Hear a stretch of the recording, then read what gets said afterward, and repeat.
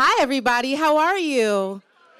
So first of all, Jeff, thanks so much for having me on Ignite Philly. And I know this doesn't seem very welcoming, but I promise you that I'm going somewhere. My name is Nicole Phoenix, and we met some time ago, Jeff and I, and he was like, hey, you should do a talk. And I racked my brain since the moment he asked me about what I should talk about. And we're going to talk about right now how to survive being a likable introvert.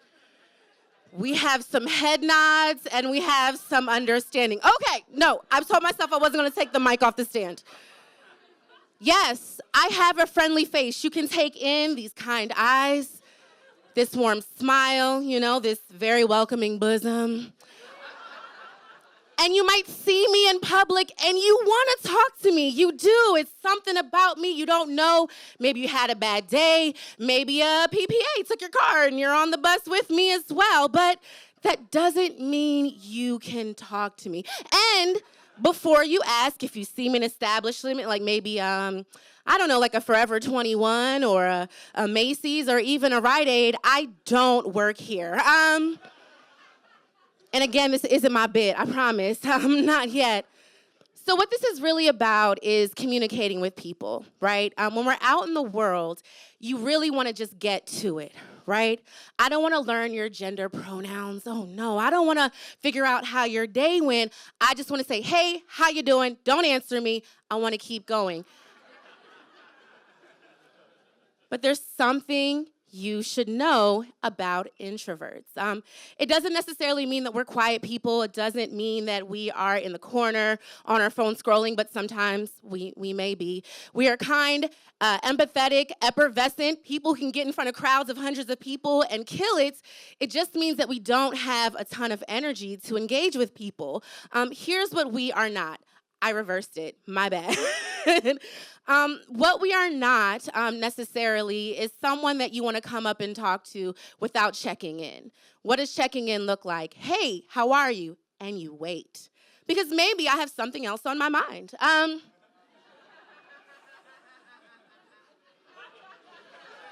Okay. Some of you can relate. I know that because I know we have like some nerds in the building. And I know some people really did their work, so I put up some numbers for everybody. And the fact is, it's not you, it is me. I don't have the capacity all the time to talk to every single person. And if we want to get deep for a second, there are certain people that people will talk to all the time, and they're usually women, and they're usually people of color. And here's why. You don't necessarily care what their day is about. It's just someone to talk at and not someone to talk to. And if you don't have the capacity to talk to someone for just a second, here's what you can do. If you're an introvert, it's okay to protect your time, and it's okay to learn how to say no. What does this look like? If someone comes up to you after a really stressful day and they're like, girl, we're going out, we gotta hit the club, we gotta get some drinks, it's okay to say no. It doesn't mean you don't love them. It just means you can't do it right now. Snap if you feel me. I know you do.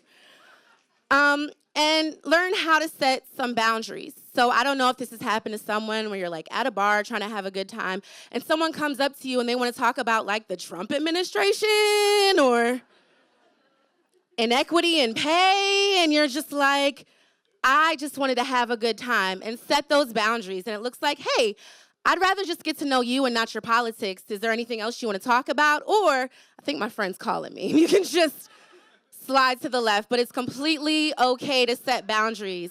As a friend, for your introverted friends, you can ask how they're doing. Not like how they're doing, but like how they're doing. Like, do you want to hang out and watch Netflix on the couch? Or do you feel like you could go out? Or like, is that person really bothering you because they've been courting you for a second? And as a stranger, you can take just like 3 more seconds to really show interest in how a person is presenting themselves.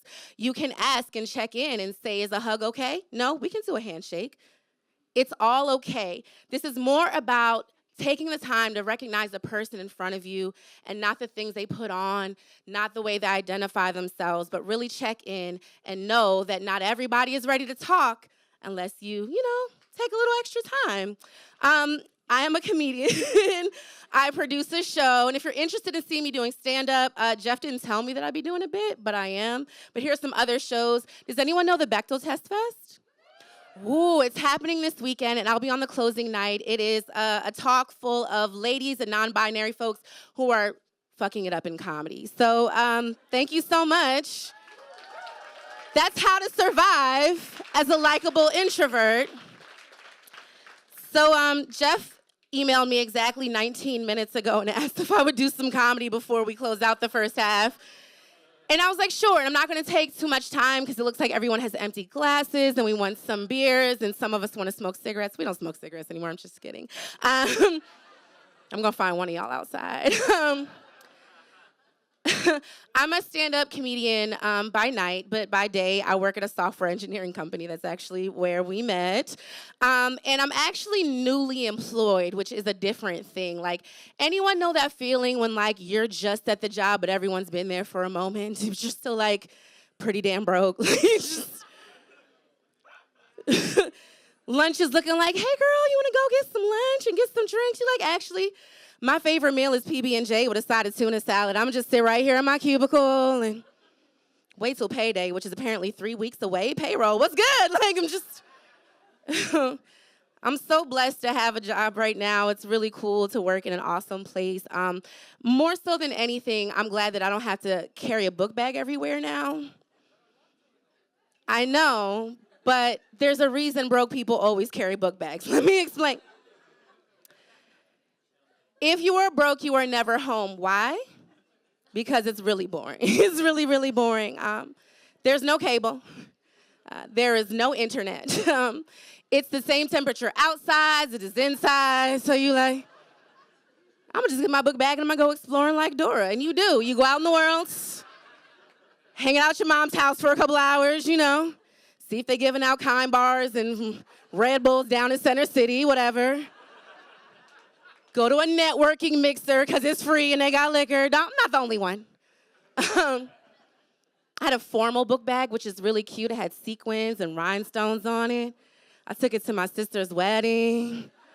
I'm in line. Is that crudité? And I just pop it in my backpack. Took it on a date one time. That was my low. That's when I knew I had to get my life together. Had my formal book bag. I'm on the date. We rocking, we jamming, having a good time. Have to use the ladies' room. Go to the bathroom. And I was very surprised to see a beautiful stack of free-ass toilet paper. And I'm on a date, but also toilet paper is expensive. So, it's a John Quinones moment. What shall I do? What shall I do? So I kept it cute, real cute, just like 5 or 6 rolls. I just pop. Just tossed them in my book bag and went back on the dance floor. We jamming, rocking, having a good-ass time, and all of a sudden, boom! Yes. All 5 rolls of toilet paper spill out onto the dance floor. It's the only time in my life where I actually heard a record, like, stop. Like, the DJ was like, wait a minute. Silence. And all I hear in the background is that toilet paper? I was like, all right. So I'm so glad I have a job. Y'all, this has been super fun. You're amazing. Ignite Philly, Jeff DeMasi, and everybody else who's curating this event. Thank you so much. Go get drunk and have a good time. I'll see y'all later. Bye.